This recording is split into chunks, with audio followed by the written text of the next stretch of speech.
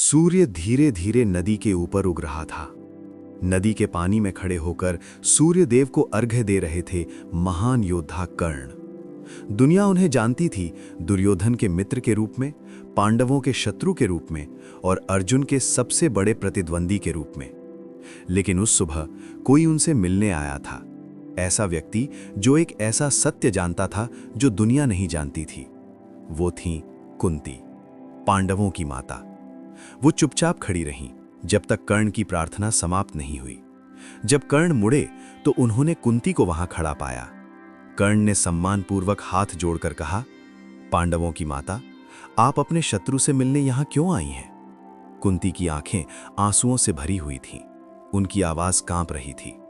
उन्होंने कहा, आज मैं पांडवों की माता बनकर नहीं आई हूं, मैं आई हूं तुम्हारी मां बनकर। कर्ण स्तब्ध रह गए। एक पल के लिए मानो समय ही थम गया। तब कुंती ने वो सत्य बताया जिसे उन्होंने वर्षों तक छिपा कर रखा था। विवाह से पहले उन्हें एक दिव्य वरदान मिला था। जिज्ञासा में उन्होंने सूर्य देव का आवाहन किया और उस दिव्य मिलन से एक बालक का जन्म हुआ। एक ऐसा बालक जिसके शरीर पर जन्म से ही कवच और कुंडल थे। वो बालक कर्ण था। लेकिन समाज एक अविवाहित स्त्री के बच्चे को स्वीकार नहीं करता। इसलिए टूटे हुए हृदय से उन्होंने उस शिशु को एक टोकरी में रखा और नदी में बहा दिया। वो बच्चा एक सारथी के परिवार को मिला और उसी परिवार ने उसे अपना पुत्र बनाकर पाला। वही बालक आगे चलकर दुनिया का महान योद्धा बना, कर्ण। कुंती कर्ण के चरणों में गिर पड़ी। उन्होंने कहा, हाँ, मैं वही स्त्री हूं जिसने तुम्हें छोड़ दिया, लेकिन तुम मेरे पुत्र हो। मेरे साथ चलो, अपने भाइयों के साथ जुड़ जाओ। तुम सबसे बड़े पांडव हो। हस्तिनापुर का सिंहासन तुम्हारा होना चाहिए। काफी देर तक कर्ण कुछ नहीं बोले। फिर उन्होंने धीरे से कुंती को उठाया।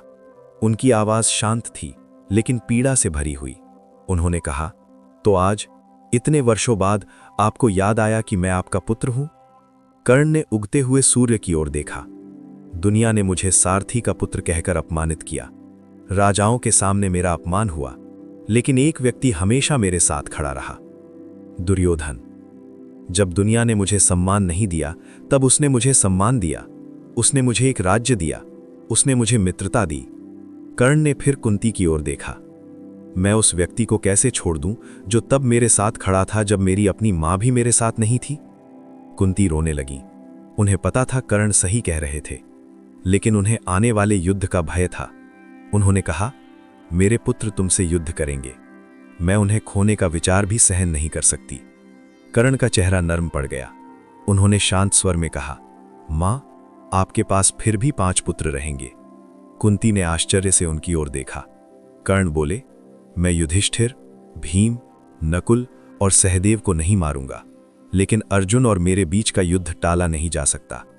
या तो अर्जुन मरेगा या मैं। फिर कर्ण ने हाथ जोड़कर कहा, युद्ध के बाद भी आपके पास 5 पुत्र रहेंगे, या तो 5 पांडव या 4 पांडव और कर्ण। कुंती चुप खड़ी रहीं। उन्हें समझ आ गया था कि भाग्य अपना रास्ता चुन चुका है। बिना कुछ कहे वो धीरे धीरे वहां से चली गईं, पीछे छोड़कर उस पुत्र को जिसे उन्होंने एक बार खो दिया था और उस पुत्र को जिसे वो फिर खोने वाली थीं। कुछ ही दिनों बाद कुरुक्षेत्र का महान युद्ध शुरू हुआ और कर्ण का वो दुखद वचन सत्य बन गया।